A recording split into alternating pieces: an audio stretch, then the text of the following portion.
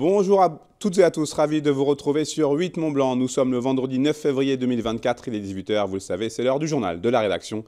Voici les titres. À un gros mois de la clôture de Parcoursup, le pôle métropolitain du Genevois français organisait ce jeudi le forum grand format. Ce salon a pour vocation de présenter les différents cursus afin de convaincre les derniers lycéens indécis.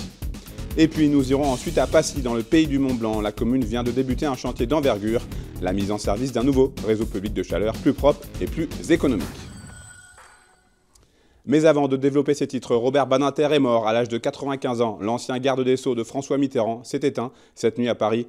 Hébergé à Cogney en 1943, il avait été un des premiers à célébrer la libération de Chambéry le 22 août 1944 devant la Fontaine des Éléphants. Avocat de renom et grand défenseur des libertés, l'ancien ministre de la Justice joua un très grand rôle dans l'abolition de la peine de mort en présentant un projet de loi le 17 septembre 1981. Plusieurs personnalités politiques de nos départements ont d'ailleurs rendu un vibrant hommage à cet homme d'État sur les réseaux sociaux. Marina Ferrari est devenue ce jeudi soir la première femme savoyarde à entrer dans un gouvernement de la Ve République, après avoir été nommée secrétaire d'État chargée du numérique. La députée de la première circonscription de Savoie succède à Joseph Fontanet, Pierre Dumas, Jean-Pierre Cot, Louis Besson, Michel Barnier, Hervé Guémard ou encore Thierry Repentin. Je vous lisais en titre, l'innovation est de mise à Passy. D'ici la fin de l'été 2024, la commune prévoit de mettre en service un réseau public de chaleur plus propre qui n'utilisera pas d'énergie fossile. L'objectif est d'alimenter en eau chaude et en chauffage plusieurs bâtiments dans le quartier de Marlioz. Chloé Lemeur s'est rendue sur place pour assister au début des travaux. Reportage. Ce jeudi matin, c'est devant le Parvis des Fises à Passy que les élus et le SIAN, syndicat des énergies et du numérique de Haute-Savoie, ont officiellement inauguré le lancement d'un chantier d'envergure. Ici, dans moins de 9 mois, le secteur possédera une nouvelle source de production de chaleur plus respectueuse de l'environnement. Basé sur une énergie renouvelable, ce nouveau réseau public devrait permettre de raccorder au total 23 bâtiments communaux, mais aussi privés. Dans le diagnostic qui a été fait par le SIAN, il y a majoritairement du gaz et puis du fioul également. Donc lui, il va remplacer tout ça. Ce réseau de chaleur, il sera alimenté par du bois et du bois local, qui est une énergie renouvelable, avec un couplage d'une chaudière gaz alimentée au biogaz, avec une origine de méthanisation. Donc c'est un système qui permettra quand même d'être assez avantageux pour l'ensemble des bénéficiaires. Et les habitations privées qui sont à proximité, si elles le souhaitent, pourront se raccorder. Débutés en novembre dernier, les travaux devraient se poursuivre jusqu'en septembre prochain. Ils consisteront à mettre en place une chaufferie biomasse de 400 mètres carrés. Celle-ci va également être accompagnée d'un réseau de canalisation long de 3,6 km au total, lui aussi basé sur un système vertueux. C'est un système de canalisation, de double canalisation. Donc de la chaufferie va partir une canalisation en eau chaude, avec une eau d'une température de l'ordre de 80 degrés. Et vous avez, une fois que l'eau est délivrée dans les chaufferies de chacun des abonnés du réseau de chaleur, vous avez une tuyauterie retour avec de l'eau refroidie. Et donc le retour retourne en chaufferie pour être à nouveau réchauffé. Et vous avez donc un système de boucle fermée qui ne consomme pas d'eau, si ce n'est l'eau nécessaire pour le remplissage du réseau en lui-même. Concrètement, cette nouvelle installation permettra donc d'économiser plus de 1000 tonnes de gaz à effet de serre. À terme, l'idée sera aussi de raccorder le réseau à d'autres habitations privées du secteur avec une distribution de chaleur supplémentaire de l'ordre de 10%. Une extension possible grâce à la configuration de la chaufferie, mais aussi avec la diminution des consommations des futurs bâtiments bénéficiaires. Les acteurs du décolletage sont de plus nombreux à vouloir s'affranchir de l'étiquette d'industrie polluante. Cette démarche est aujourd'hui assistée par de nombreuses solutions, dont la plupart étaient rassemblées à Roche Expo ce jeudi, à l'occasion du 2e forum de la performance énergétique. Ce rendez-vous réservé aux professionnels attire déjà de nombreux chefs d'entreprise en quête de maîtrise de leurs émissions. Voyez ce reportage d'Emmanuel Jaude. À l'instar de nombreuses filières industrielles, les acteurs du décolletage sont aujourd'hui tenus de maîtriser leur empreinte écologique. Pour soutenir cette démarche, le syndicat national du décolletage a réuni le temps d'une journée entreprises implantées localement avec celles proposant des solutions adaptées à leurs besoins. Une initiative qui a grandement facilité les démarches des firmes aux ambitions responsables. On vient faire tout ce qui est à la mode en ce moment, des bilans d'empreinte carbone, des audits énergétiques de bâtiments ou de process industriels. tout ce qui est transition écologique des entreprises. On a déjà des partenaires existants qui sont sur le salon, par exemple des cool roofs, donc des peintures blanches pour toiture pour diminuer les températures en été dans les ateliers par exemple. Là on a ce genre de solution, ou des récupérations de chaleur sur des compresseurs.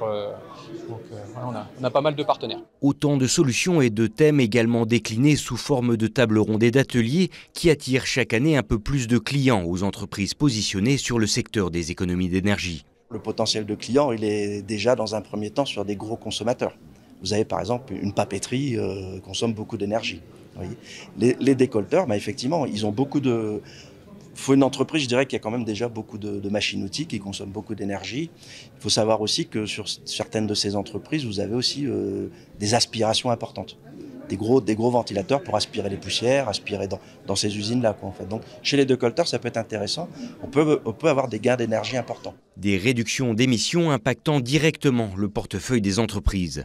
Des investissements qui ont d'ores et déjà convaincu de nombreux acteurs de la filière et qui continuent d'intéresser des plus petites structures aux groupes industriels d'envergure. Ce format qu'on a initié l'année dernière, donc il y a 1 an, avec un premier forum de performance énergétique, est particulièrement adapté à ce besoin de proximité, puisqu'on mixe à la fois des ateliers, un village des exposants, des conférences. Donc on va de l'information à la sensibilisation, aux solutions, en passant par l'accompagnement pour l'ingénierie des projets jusqu'au financement.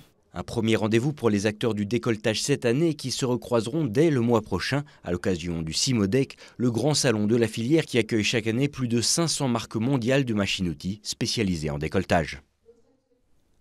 D'ici au 14 mars prochain, les futurs étudiants vont devoir clôturer leur formulation des vœux sur Parcoursup, un moment clé quant à leur choix de future carrière.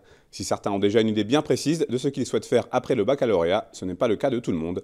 Kezia Poudou s'est rendue pour nous à grand format, le Forum des formations supérieures d'Annemasse. Près de 1000 lycéens se sont rendus ce jeudi au complexe Martin Luther King à Annemasse pour le forum grand format. Ici, une cinquantaine de stands étaient présents pour accompagner et répondre aux questions des curieux, que ce soit en tourisme, en ingénierie, dans le bâtiment, dans le commerce ou encore dans la sécurité, une multitude de formations est proposée. C'était d'ailleurs l'un des objectifs principaux de ce forum, montrer le dynamisme du territoire en matière de cursus dans l'enseignement supérieur. Nous avons voulu, avec les organismes de formation, créer un vrai réseau de formation d'enseignement supérieur, développer ce réseau, et faire que les jeunes puissent aussi rester sur ce territoire en ayant des formations qui correspondent à leurs besoins. Et donc c'est un vrai partenariat avec l'ensemble des établissements publics français, suisses, privés qui sont dans ce secteur et qui offrent un vaste choix pour les étudiants. Malgré la force de proposition côté France, les stands suisses sont pris d'assaut, à l'image de celui de l'Université de Genève. C'est peut-être un tremplin pour aller sur Suisse, c'est toujours intéressant. Il y a plein d'avantages et puis la proximité avec la région frontalière. Comme d'habitude, on est incendié de questions et d'interrogations sur nos formations et surtout sur les conditions d'admission à l'université. À près d'un mois de la clôture des formulations de vœux sur Parcoursup, ce stand pourrait bien être d'une grande utilité pour ceux qui n'ont pas de certitude quant au choix de leur futur métier ou de la formation. Sur ce stand, à la Cité des Métiers, on propose une immersion métier avec des casques virtuels sur des petites vidéos de 5 minutes. On choisit une thématique ou un métier et dans cette vidéo, on va vous présenter 3 à 4 métiers différents en 5 minutes, voire connaître un peu des domaines qu'on ne connaît pas. En plus de ce concept original, cette année, il y a une petite nouveauté dans ce forum, un stand dédié à l'entrepreneuriat. Se mettre à son compte tente de plus en plus la jeunesse. 52% des 18-25 ans envisagent de créer leur entreprise selon une enquête publiée par OpinionWay en mars 2023. À travers cette initiative, ils peuvent donc être accompagnés dans leurs projets. On sent qu'il y a un intérêt sur l'entrepreneuriat. Effectivement, les jeunes, alors moi j'ai un ado à la maison, donc on sent qu'ils ont besoin d'indépendance, ils ont volonté d'être leur propre patron, donc ça c'est un vrai intérêt. Et puis voilà, on voulait être là pour montrer que c'est possible et qu'il y a plein d'accompagnements possibles. Cette journée va donc peut-être permettre aux lycéens présents de clarifier leurs choix concernant leurs souhaits d'avenir. Une information à vous donner pour les sportifs. Vous pourrez suivre en direct sur notre antenne et sur notre page Facebook ce samedi à partir de 8h45 pour le géant et 10h15 le dimanche pour le dual slalom, les premiers championnats du monde de snowbike en direct de Châtel. C'est la fin de cette édition. Merci à vous pour votre fidélité à l'information sur 8 Mont Blanc. Merci à toute l'équipe pour son aide. Vous avez tout de suite rendez-vous avec Thierry Paulme pour la météo qui vous annoncera le retour de la neige. On se quitte avec des images qui nous viennent tout droit des Arcs à 5 mois des Jeux Olympiques de Paris. Big Girl Carlotta et B-Boy Alvin, deux breakdancers, s'en sont donnés à cœur joie dans un cadre assez atypique pour eux, alors que leur discipline fera son entrée au programme olympique cet été. La semaine prochaine, c'est Emmanuel Jaude qui sera aux commandes du JT. Passez une très belle soirée et un très bon week-end.